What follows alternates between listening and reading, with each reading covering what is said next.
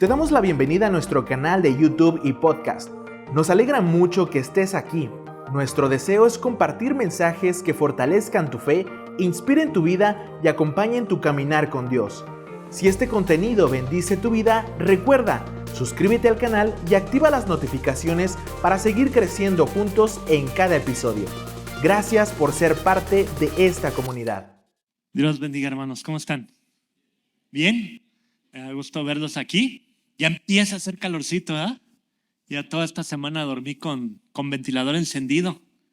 Y pues ahorita todavía se mantiene fresco, pero ya se siente como que apenas ajusta el aire, ¿verdad?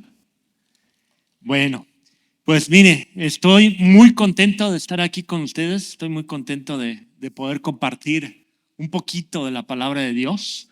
¿Se acuerdan que hemos estado viendo? ¿Cómo se llama la serie? Ya, ya me los caché. Orando a través de ¿qué? De nuestras emociones. Amén. El día de hoy el título de la predicación se llama Orando a través de nuestra confesión. Entonces yo les pregunto, ¿cómo se le ha hecho la serie de los salmos? Está interesante, ¿no? Ver los salmos desde una perspectiva no solo de oración, sino de ¿qué? De manifestación de nuestra propia humanidad. Amén.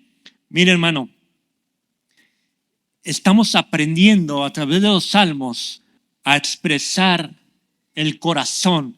Y es que precisamente era lo que David y los salmistas hacían. Abrir el corazón delante de la presencia de Dios y a través de la oración manifestar lo que había en sus corazones. Amén.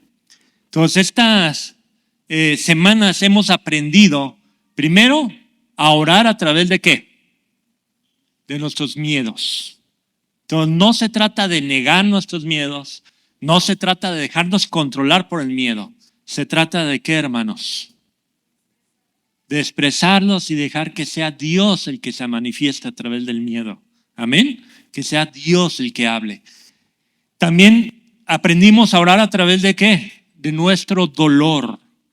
Entonces, no hacer del dolor nuestra identidad, no hacer del dolor la clave o el centro de nosotros. El dolor es una forma que Dios usa para que nosotros nos podamos rendir delante de Él. Amén.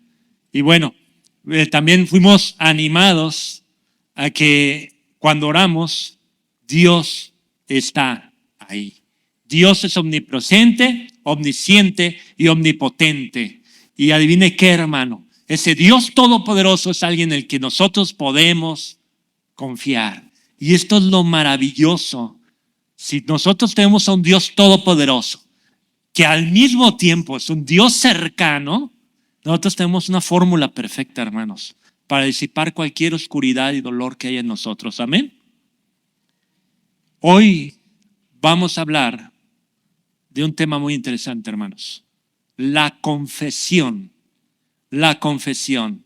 Cuando yo hablo de confesión, ¿qué se les viene a la mente? ¿Qué es la confesión? Mire, si nosotros vemos muchas películas policíacas, pues la confesión es cuando agarra el policía, agarra al malo, le da una apretadita y suelta la sopa, ¿no? Confesión, tehuacanazo, y suelta la sopa. Para los que son románticos, la confesión, ¿qué es? Es cuando tú vas y abres tu corazón a otra persona para ver si te lo recibe, ¿no? A los que nos gusta el anime, pues la clásica escena de la confesión es. Para los religiosos, ¿qué es la confesión, hermanos?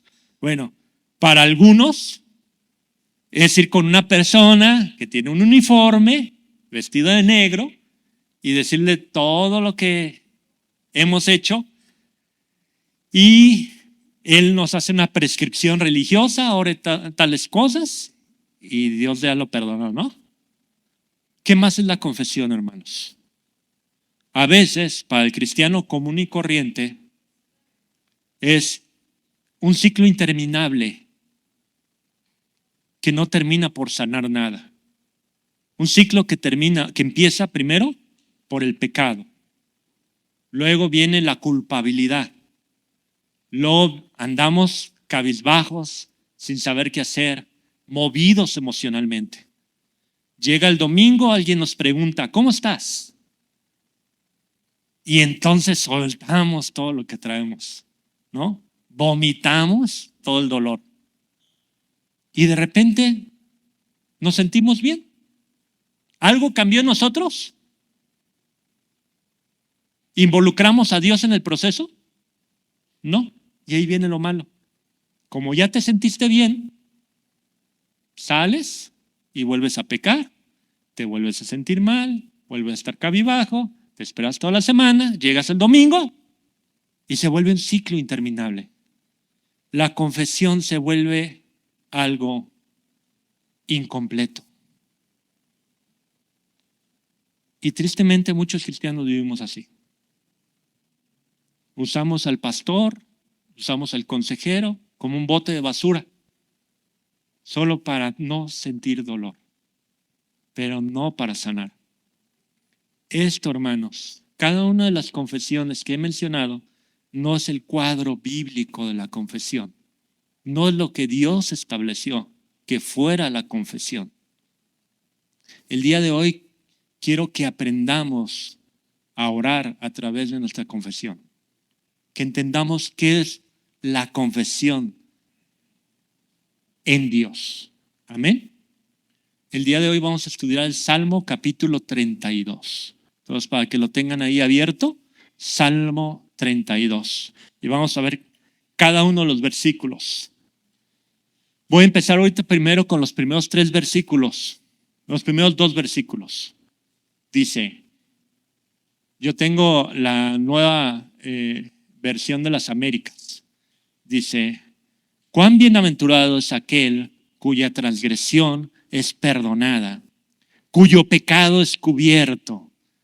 Cuán bienaventurado es el hombre a quien el Señor no inculpa de iniquidad y en cuyo espíritu no hay engaño. Mire, ¿cuál es el contexto de este Salmo 32? Este Salmo 32 lo escribió David justo después de haber cometido sus errores con Betsabé y con su amigo Urías. Entonces, ¿qué hizo David? Adulteró con Betsabé. Después, para él encubrir sus pecados, mandó matar a Urías. Y era una situación terrible. ¿Cómo creen que se sentía David? En contexto, primero se mete con una mujer que no le corresponde, pero lo que era peor del asunto es que Urías era uno de los 3 valientes principales de David, uno de sus amigos más cercanos. Cuando nosotros vemos la lista de los valientes de David, se menciona a Urías en segundo lugar. Era uno de sus mejores amigos y lo traicionó.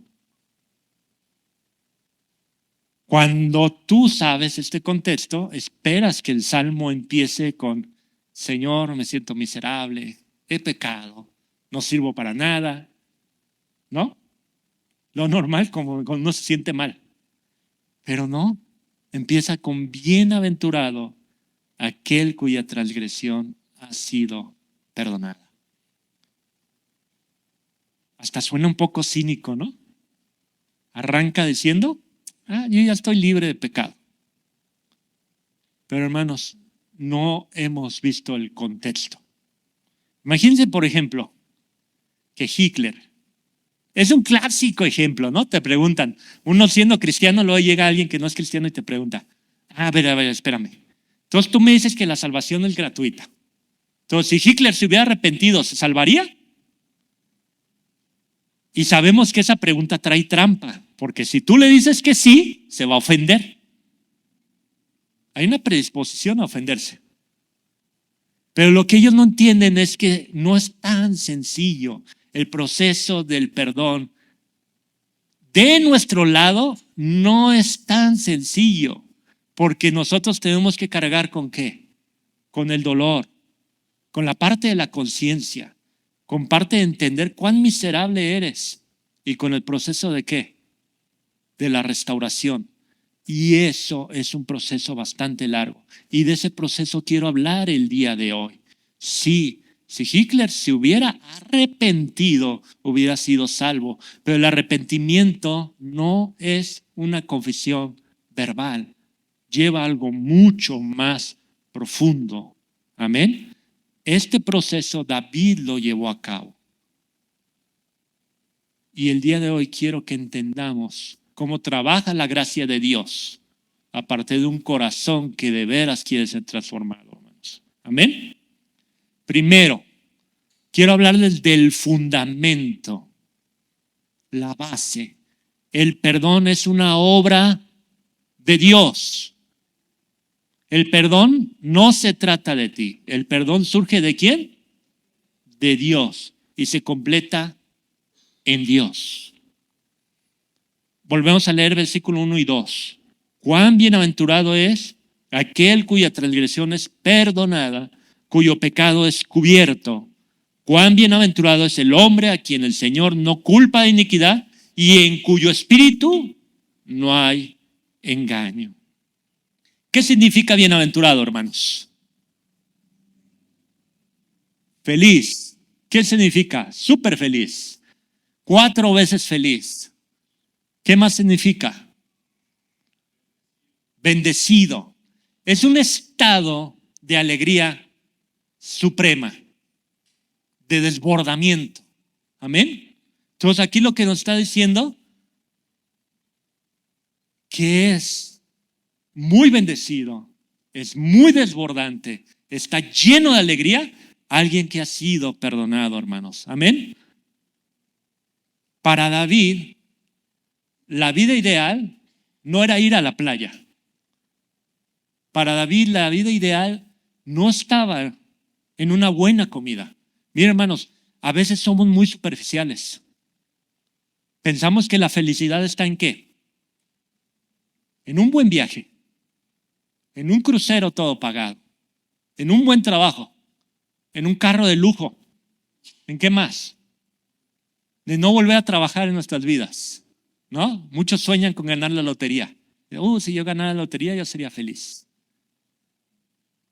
El ser humano está diseñado para estar en búsqueda de la felicidad. Spoiler, ¿han visto esa película? ¿Qué enseña esa película? ¿Que la felicidad está en qué? En el dinero. Está bien engañosa. Te la ponen bien tierna, bien bonita. Ay, sí, el papá sufriendo por el hijo. Pero se equivoca. Porque la felicidad no está en el dinero. Eso es superficial. Eso solo tapa momentáneamente el dolor que constantemente cargamos a causa del pecado. Hermanos, la Biblia es muy clara. La vida ideal, la bienaventuranza, el ser súper feliz, está en ser perdonado por Dios. Ahí está la clave de la felicidad. Alguien que ha sido perdonado por Dios, alguien que desde lo espiritual es libre, no ocupa otras cosas para sentirse bien, porque ya está bien. Todo lo demás pasa a ser ¿qué? Bendiciones extras. Amén. Esto es bien importante que el cristiano lo entienda, porque el mundo nos ha engañado pensando que obteniendo cosas vamos a ser felices. No, si obteniendo cosas estás feliz, hay algo en tu alma que no está bien, que está roto y no ha sanado. Amén. La felicidad está en Dios. Miren, dice bienaventurado aquel. No dice bienaventurado porque mi pecado fue perdonado. No, bienaventurado aquel que ¿qué? Cuya transgresión es perdonada. ¿A qué me refiero con esto, hermanos? El perdón no depende de ti, no depende de tu confesión, no depende de cómo te sientas, no depende de cómo hables delante de la presencia de Dios. Hay una costumbre en algunas iglesias donde tú tienes que hacer una oración y las oraciones son muy rebuscadas. Se escucha muy bonito, pero el perdón no está ahí. El perdón no está en si un pastor o un cura te absuelve. El perdón no está en si vas al consejero. Hermanos, quiero que entienda algo. El perdón es algo objetivo. ¿Han escuchado la palabra subjetivo y objetivo? Cuando algo es subjetivo, ¿a qué nos referimos? ¿A que depende de qué? De nuestra perspectiva, ¿no? De nuestra opinión. Cuando algo es objetivo, ¿qué quiere decir? No depende de nosotros. Es universal. El perdón es algo objetivo. ¿Por qué? Porque viene de Dios. No se trata de cómo te sientes. No se trata de lo que haces. No se trata de la calidad de tu confesión. Depende de la obra de Cristo en la cruz. Quiero que lo entienda muy bien. El perdón de tu pecado ya fue ejecutado en la cruz y es algo que los cristianos no terminamos por entender. Pasan los siglos y el cristianismo sigue girando alrededor de ¿qué? Del terror al pecado. Y cuando tú giras alrededor de algo, te vuelves esclavo de eso. Mi hermano, quiero que entienda algo teológico. Dice la Biblia que cuando Cristo venga por segunda vez, ya no va a venir en relación a ¿qué? Al pecado. ¿Por qué ya no vendría en relación al pecado? Porque eso ya fue vencido en la cruz. Eso ya fue saldado en la cruz. Quiero que lo entienda bien. Dice en Juan capítulo 3, en el último versículo del capítulo 3, dice que la gente que se va al infierno, no dice que se va a ir al infierno por sus pecados. Ahí dice que la gente se va al infierno ¿por qué? Por haber rechazado al Hijo. ¿El pecado existe o no existe? Sí existe. Pero el pecado no tiene poder para condenar a nadie. Eso ya se resolvió en la cruz. Quiero que entienda el poder de la cruz. Cuando usted recibió a Cristo como Señor y Salvador, usted se libró del pecado. ¿Qué nos dice Colosenses 2:14? Dice que Dios tomó el acta de los decretos y lo clavó ¿en dónde? En la cruz. Se canceló la deuda. Usted es libre. Ya no se trata de eso. El perdón está otorgado. ¿Qué es lo que necesitamos nosotros? ¿Qué necesitamos nosotros? Rendirnos a esa cruz. Amén. El problema es que la culpabilidad nos hace creer que tenemos que hacer algo para ganarnos el perdón. Y nos engañamos. Y volvemos el evangelio un evangelio ¿de qué? De obras. No, mi hermano. El asunto del pecado está resuelto. El asunto de la culpa es algo que tenemos que resolver. Amén. Hay gente que dice, yo sé que Dios me perdonó, pero tengo que cargar con este dolor, tengo que cargar con esta culpa. Y hacen penitencia. Dios nos llamó a hacer penitencias. Dios nos llamó a sanar.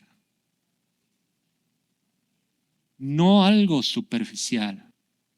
Dios nos llamó a rendirnos delante de su presencia, delante de la cruz y ceder.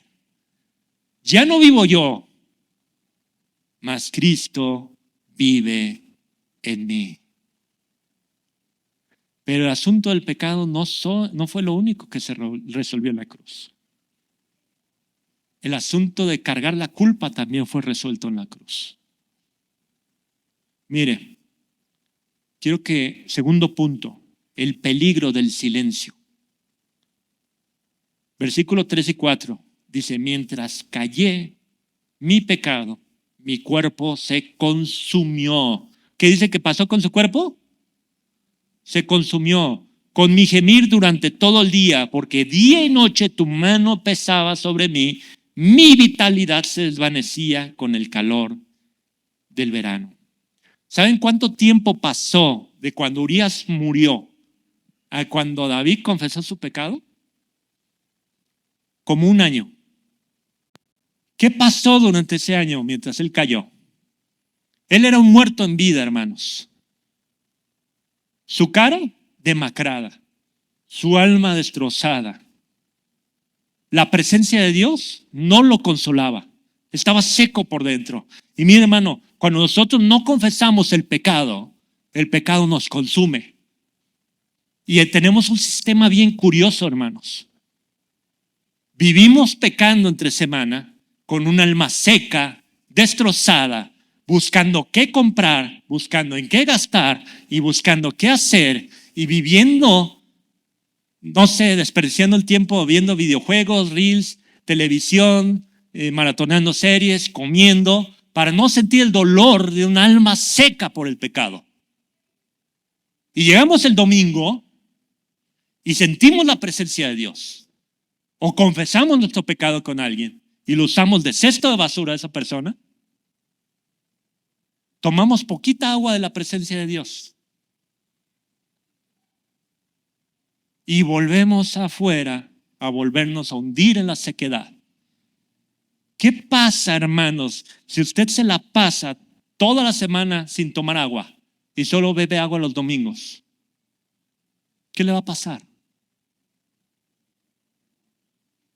¿Sí me explico? No podemos vivir así, hermanos. Dios no va a negar su presencia. La palabra de Dios es refrescante. Adorar a Dios es refrescante. Pero si tú no confiesas tu pecado, vas a seguir seco, muriendo lentamente. Surge la pregunta, hermanos. Bueno, les quiero comentar. Es necesario confesar. Es necesario confesar. Confiesa tu pecado delante de Dios. No puedes seguir muerto en vida. Si sabes que estás haciendo algo que no le agrada a Dios, no puedes continuar así. Pero yo les pregunto, ¿qué es confesar? ¿Qué es confesar? El versículo 5 nos dice, te manifesté mi pecado, no encubrí mi iniquidad. Dije, confesaré mis transgresiones al Señor y tú perdonaste la culpa de mi pecado.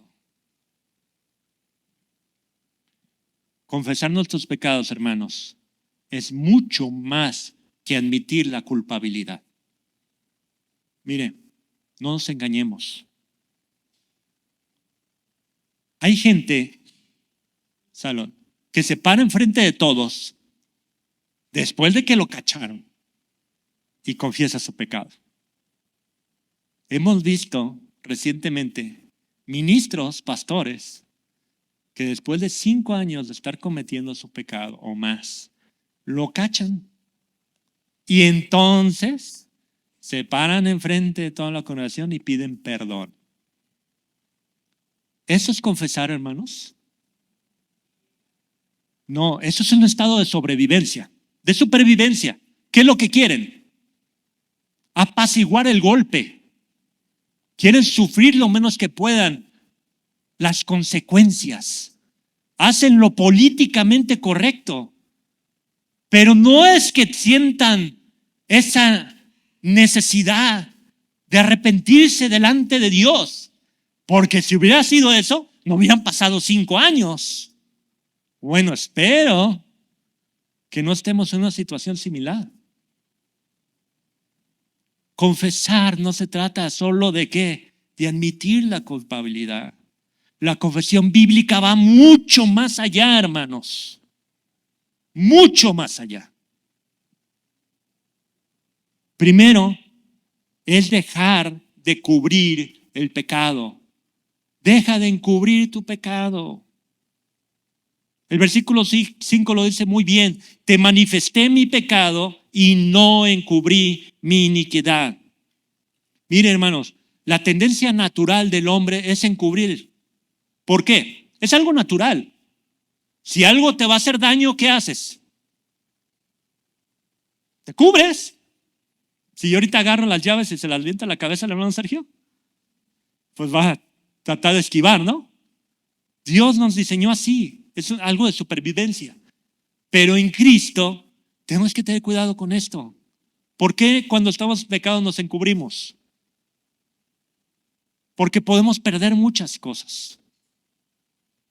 Si yo estuviera en pecado ahorita y yo confieso abiertamente, ¿qué voy a perder?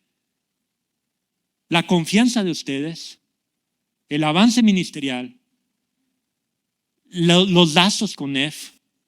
¿Sí me explico? Hay mucho que perder. Pero si se fijan que todo lo que comenté es algo superficial. Y mi relación con Dios, esa se perdió mucho antes por el pecado. Y eso es lo importante. El problema es dónde está nuestro corazón. ¿Por qué encubrir el pecado? Tenemos las consecuencias inmediatas de cosas que a lo mejor no son tan importantes. Lo más importante es nuestra relación con Dios. Y les tengo yo buenas noticias, hermanos. El que debe de cubrir nuestros pecados es Dios. A ver, ¿cómo está eso? Miren, hermanos, el versículo 1 lo dice muy claro. Cuán bienaventurado es aquel cuyas transgresiones es perdonadas, cuyo pecado es cubierto. Cuyo pecado es cubierto. ¿Quién es el que debe de cubrir tus pecados? Dios. Pero no en el sentido egoísta de salvarte de las consecuencias. ¿Por qué Dios se encubre de pecado? Porque a Dios lo que le preocupa son las consecuencias espirituales del pecado. ¿Qué hace el pecado? Destruye. ¿Qué hace el pecado? Separa. ¿Qué hace el pecado? Quita, arrebata, mata. Dios no quiere que sufras esas consecuencias. A Dios no le interesa el qué dirán. A Dios no le interesa cómo te ven los demás. A Dios no le interesa tus intereses materiales, sociales o emocionales. A Dios le interesa algo más profundo y más importante. El pecado es una infección que acaba con el alma. Y eso es lo que Cristo quiere cubrir. Por eso el sacrificio en la cruz no solo cubre, sino que quita el pecado. Amén. Eso es lo importante, hermanos. Hay que buscar en Dios la verdadera cubierta. No se trata del qué dirán. Se trata de algo más allá. Miren, la figura está bien sencilla. Dios es la gallina y nosotros somos los polluelos. ¿A dónde tenemos que correr? Debajo de sus alas. Debajo de sus alas. Por eso Dios quiere que cedas. Por eso Dios quiere que te rindas. Porque Él es el Todopoderoso. Porque Él todo lo sabe. Porque Él sabe las consecuencias. Y tú eres un polluelo que no puede ver más allá del día de hoy. Necesitas la cobertura de Dios. Deja de encubrir tu pecado. Segundo, llama las cosas por su nombre. Ay, es que tengo un carácter fuerte. No, tienes un problema de carácter. Es que omití información. No, intentaste engañar. Las cosas como son. Es que soy muy nervioso. No, es que no tienes confianza en Dios. Es que me cuesta aprender. No, posiblemente sea soberbio. Llama las cosas por lo que son. ¿Sabes por qué minimizamos? Para no sentir tan feo. Pero algo tienes que entender. Cuando se trata de pecado y cuando se trata de tu vida espiritual, lo que menos importa es cómo te sientas. Cómo te hagan sentir los demás. Lo voy a cambiar para que no cubrir tanto. ¿Saben cuál es el problema? ¿Por qué a veces encubrimos? porque nos exponemos. Y el ser expuesto es doloroso. Pero te digo algo, es más importante restaurar tu relación con Dios que el dolor de la exposición. Es más importante. Hermanos, el pecado es pecado. La transgresión es transgresión. La iniquidad es iniquidad. Las cosas como son. Todos somos pecadores. Todos cojeamos de algo. Usted me ve aquí predicando y usted cree que a lo mejor yo floto o levito. No, tengo problemas de carácter fuertes. Amén. Tenemos que rendirnos delante de Dios. Tercero, tenemos que ser enseñables, dejarnos enseñar. Salmo 32:8 dice, y yo te haré saber y te enseñaré el camino en que debes de andar. Te aconsejaré con mis ojos puestos en ti. Hermanos, otro asunto, y va por lo de la exposición. ¿Saben por qué mucha gente no se deja aconsejar y no se deja enseñar?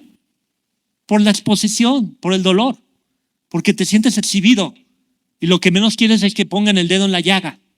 ¿Sí me explico? Pero hermanos, la única manera de buscar un cambio real y profundo, de librarnos del pecado, es a través de ¿qué?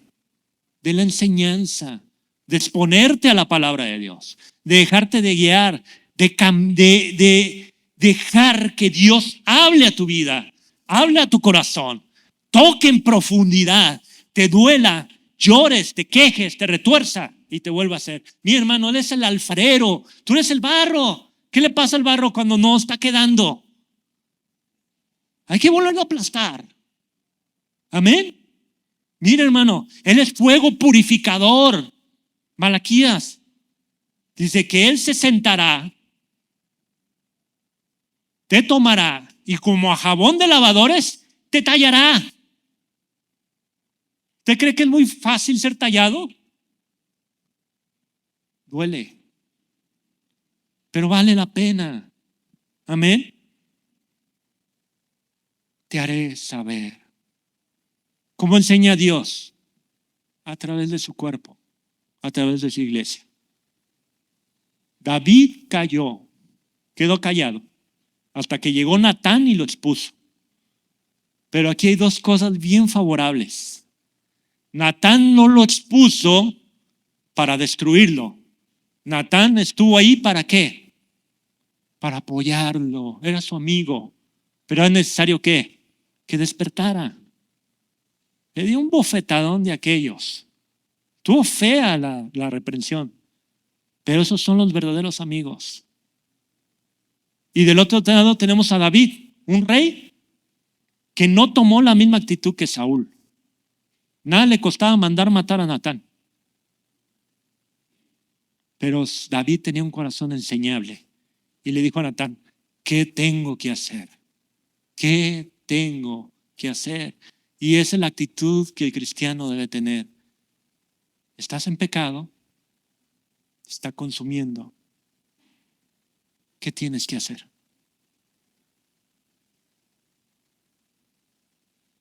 Es más importante que el dolor.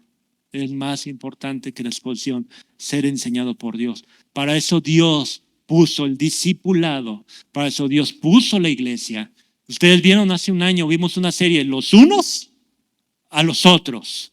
Y lo vemos más de 50 y tantas veces en la Biblia. Los unos a los otros. La iglesia para eso se estableció, para que estemos los unos por los otros. Si tú tienes una situación de pecado, ve con un hermano, ve con un consejero, ve con un líder, ve con el pastor. Es importante que nosotros podamos ser enseñados. Dice Santiago 5:16, confiésense sus pecados los unos a los otros. Amén. Ser enseñado implica rendirse al cuerpo de Cristo. Rendirse a Cristo y rendirse al cuerpo de Cristo. como el barro al alfarero, dejarse moldear. Cuarto paso para el cambio. Tenemos que aceptar el cambio. Tenemos que aceptar el cambio. Miren, hermanos, dice el versículo 9, no seas como el caballo, como la mula, que no tienen entendimiento, cuyos arreos incluyen brida y freno para sujetarlos, porque si no, no se acercan a ti. ¿Cómo es el caballo? Normalmente es impulsivo. Tú necesitas un freno ¿para qué? Para detenerlo. ¿Cómo es el mulo? Es terco. Si nosotros somos impulsivos o tercos, hermanos, Dios no puede obrar en nosotros. Vamos a tarde o temprano seguir volviendo al mismo pecado y vamos a volver a alimentar el ciclo. Mis hermanos, es importante abrir nuestro corazón delante de Dios. No estoy hablando de ser perfectos. No estoy hablando de ser perfectos, pero sí de buscar el camino de la perfección. Quiero que entienda algo, hermano. ¿Cuál es el objetivo del cristiano? ¿El ministerio? ¿Buscar un pastorado? ¿Abrir una iglesia? ¿Ser líder? ¿Cuál es el objetivo de la vida cristiana? La Biblia lo dice muy claro. Alcanzar la estatura del varón perfecto. Eso es. Pero quiero que entienda bien el sentido de este texto. Alcanzar la estatura del varón perfecto. No se trata de estar sin pecado, porque es casi imposible. Tenemos dos naturalezas, la divina y la pecaminosa. No nos fue quitada la pecaminosa, pero quiero que entienda algo. Se trata del camino hacia la meta. Se trata de ser proactivo en la búsqueda de la santidad. Se trata de no sentarnos en el dolor y en la maldición. ¿Vamos a ser perfectos en esta vida? No. Pero la intención de este versículo es que sigamos caminando y sigamos luchando y lo sigamos intentando hasta que Él venga. Amén. Si tú te sientas en el pecado te va a tragar. Y te va a escupir para volverte a tragar. Es importante también saber esperar en Dios. Mire, yo tengo un amigo, ahorita es pastor en Veracruz. Pero él andaba haciendo dagas. Él vendía droga, andaba con bandas, haciendo maldades, apuñalando gente, estuvo en el bote un rato, salió del bote, ya había perdido amigos, había perdido familia, ya nadie lo quería. Él llegó a su casa y dijo, no tiene sentido esto. ¿Para qué vivir? ¿Cuál es el sentido? Había un árbol en su patio. Va al patio, pone un botecito, porque pues él es el chaparrito, pone un bote, se sube, pone la soga, se la pone al cuello y en eso alguien toca la puerta. Y ¿cómo es Dios? Hay que saber esperar en Dios. A veces tomamos decisiones porque estamos desesperados. Hay que esperar en Dios. Estad quietos y conoced que yo soy Dios. Este salmo es precioso porque lo que está diciendo es, espérate y deja que Dios se manifieste. A veces creemos que las cosas están tarde, que Dios ya se olvidó de nosotros. A veces creemos que Dios no nos ama, porque ya perdimos muchas cosas. Pero mi hermano, Dios nunca llega tarde. Podrás esperar cosas que no querías, podrás perder cosas que no querías perder, pero no significa que Dios llegó tarde. Era necesario que perdieras esas cosas. Amén. Mi amigo está ahí. Solo tiene que aventar el bote. Es todo. Alguien toca. ¿Y cómo es Dios? Porque es ridículo. O sea, ya está colgado. ¿Qué sentido tiene responder a la puerta? Si la vida no tiene sentido, pues qué importa que toque, ¿no? Pero él estando ahí, dijo, ay, ¿por qué no me dejan matarme a gusto? Pues es Dios moviendo su curiosidad, ¿no? Se baja del bote, se descuelga, se baja del bote, va y abre bien enojado, ¿no? ¿Qué quiere? Y era un evangelista que iba de puerta en puerta. Ahí conocí a Cristo. Él se discipuló, él se sometió y él es pastor. Dios no llega tarde. Pero tenemos que aprender a esperar los procesos de Dios. La vida cristiana no es sencilla, pero en Cristo es fácil. Quiero que entienda la diferencia. La vida cristiana no es sencilla. Tienes que tomar muchas decisiones y muchas decisiones tienen que ver con tu dolor. Y esperar no es fácil. Pero cuando tú flotas en Cristo como una rama al río, la vida cristiana se vuelve bien sencilla. Fácil es mi yugo y ligera mi carga. ¿Sabes cuál es el problema de la vida cristiana? No es la vida cristiana en sí. Es que no queremos ceder delante de la presencia de Dios. No queremos rendir. Pero si nosotros flotáramos como la ramita en el río, todo sería distinto. Rindámonos delante de Dios. Librémonos de la culpa. Librémonos del dolor. Confesar, bíblicamente hablando, es eso, hermanos. Deja de cubrir tu pecado. Llámalo por su nombre. Permite que Dios te disipule y te enseñe a través de su iglesia. Y permite que Dios te transforme. Cede. Y Dios va a hacer. Amén. Dios va a hacer. 1 Juan 1:9 dice, si confesáramos nuestros pecados, Él es fiel y justo. ¿Para qué? Para perdonarnos. ¿Y para qué? Para limpiarnos de nuestra maldad. Amén. Vamos a orar. Gracias te damos, Padre. Gracias por tu palabra. Gracias por tu misericordia y tu amor. Te pido, Señor, que tú obres en la vida, en el corazón de cada uno de nosotros, Señor. Que tengamos el valor de confesar nuestros pecados como a ti te agrada. Que podamos ascender delante de tu presencia. Que como dice Gálatas 2:20, porque ya no vivo yo, mas Cristo vive en mí. Que podamos tener esa actitud de ceder completamente. Te pido, Señor, por esta iglesia vida, Dios, por si hay algún pecado, algo que nos tiene amarrados, adoloridos, lastimados, Señor, que tú nos ayudes a cada uno de nosotros a poder seguir y dar el brinco, Dios, a la situación que estamos viviendo.